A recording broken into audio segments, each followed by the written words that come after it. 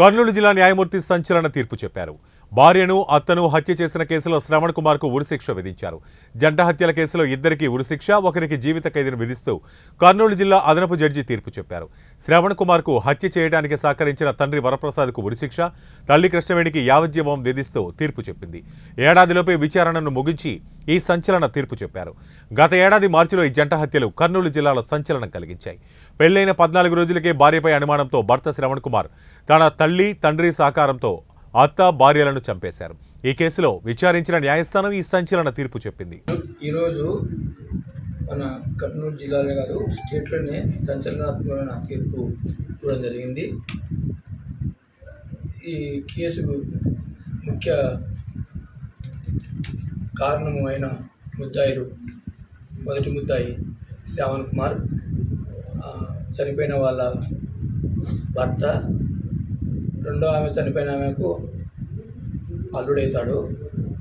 దీంట్లో అత్త భార్యతో పాటు వెంకటేశ్వర్లు అని అతని మామ, శ్రవణ్ కుమార్ వాళ్ళ మామ తీవ్రంగా గాయపడడం జరిగింది.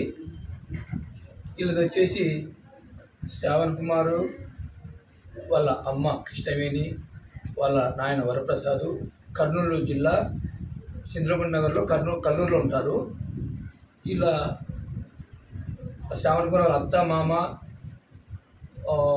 వాళ్ళ భార్య వచ్చేసి వనపర్తిలో ఉంటారు. వనపర్తి నుంచి శ్రవణ్ కుమార్కు పెళ్లి చేసినారు. 1/3/2023 పెళ్ళి అయింది. పెళ్ళి అప్పుడు ఏం జరిగిందంటే శోభనం జరగలేదు అనే ఉద్దేశంతో వాళ్ళ అమ్మ నాన్న అడిగారు అతన్ని, శ్రవణ్ కుమార్ని, ఏమయ్యా మా పిల్లల జీవితం ఇలా నాశనం ఏం చేస్తుంది, ముందే చెప్పింటే బాగుండు కదా అని అడిగారు. అది మనసులో పెట్టుకొని 14 రోజుల తర్వాత వాళ్ళ అత్త మామను భార్యను కల్లూరు తీసుకొచ్చారు. ఎప్పుడు 11:30 గంటలకు తీసుకొచ్చారు. తీసుకొచ్చి ఒక హాఫ్ అన్ అవర్లోనే, అంటే 11:30కు వచ్చినారు, 12 గంటలకే ఇది జరిగింది. విషయం జరిగిన వెంటనే ఇప్పుడు ఏం జరిగింది అని పక్కన వాళ్ళు అడిగితే వాళ్ళ ఏది ఇంజురుడు వెంకటేశ్వర్లు, అంటే ఆ అమ్మాయి పెళ్లి కూతురు తండ్రి ఏం చెప్పాడంటే, మా పెళ్ళప్పుడు శోభనం జరిగినందుకు అడిగినందుకు నన్ను మా కూతురును మా భార్యను వచ్చి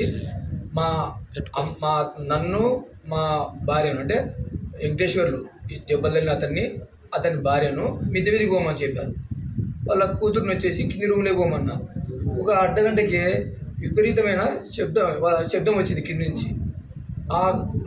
ఆ క్రమంలో ఏమైంది, వెంకటేశ్వర్లు వాళ్ళ భార్య, వెంకటేశ్వర్లు వాళ్ళ భార్య వచ్చేసి రమాదేవి, ఇద్దరు కిందికి వస్తున్నారు. కిందికి వచ్చేటప్పుడు వీళ్ళు పోయి ముద్దాయిలు వాళ్ళ అత్తను నిర్దాక్షిణ్యంగా పొడిచి చంపారు.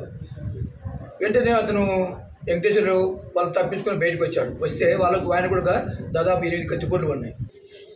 అక్కడ క్షతగాత్రులు దాదాపు 2 అమ్మాయిలు ఆడవాళ్ళని అత్యంత కిరాతకంగా చంపబడి ఉన్నారు. గాయపడి వెంకటేశ్వర్లు గాయపడిన స్థితిలో ఉన్నారు. ఇమ్మీడియట్గా 108ని పిలిపించి హాస్పిటల్కి షిఫ్ట్ చేయించాము.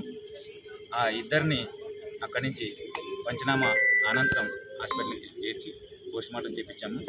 సో మా డీజీపీ సార్ ఉత్తర్వుల మేరకు ఈ మధ్య స్పెషల్ ట్రయల్ మానిటరింగ్ కేసెస్ అనే భాగంలో భాగంగా మా ఎస్పీ గారి ఆదేశాల మేరకు ఫాస్ట్ ట్రయల్ నడిపించాలనే ఉద్దేశంతో ట్రయల్ స్టార్ట్ అయినప్పటి నుంచి జడ్జి గారిని రిక్వెస్ట్ చేయడం జరిగింది.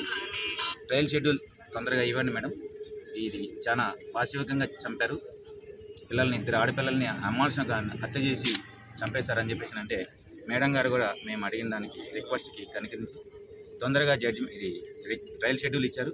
ట్రయల్ షెడ్యూల్ని ఇమీడియట్గా స్టార్ట్ చేసి సాక్షులను కూడా పకడ్బందీగా ఎక్కడ ఎవరు కానీ డివేట్ కాకుండా అందరినీ సాక్షులను పిలిపించి సాక్ష్యాన్ని చెప్పించి ఈరోజు మేము పడిన కష్టానికి ఫలితంగా 4th ADJ G Pratibha Devi madam గారు, ఆనరబుల్ జడ్జి గారు A1 అండ్ A2కి హ్యాంగింగ్ ఇవ్వడం జరిగింది, అండ్ A3కి లైఫ్ ఇంప్రిజన్మెంట్ జరిగింది. సో మేము ఏదైతే కష్టపడినామో ఆ కష్టానికి తగిన ఫలం ఈరోజు దొరికిందని చెప్పి మేము అందరికీ చెప్తున్నాను. సో మేము కష్టపడినామో ఈ 11 నెలలు, ఇంకొకటి ఇందులో స్పెషల్ ఏంటంటే ఈ 11 నెలలు వాళ్ళు జైల్లోనే ఉండి ఈ ట్రయల్కి అటెండ్ అవ్వడం జరిగింది. దానికి కూడా నేను కోర్టు వారికి, న్యాయ వ్యవస్థకి ధన్యవాదాలు తెలుపుతున్నాను.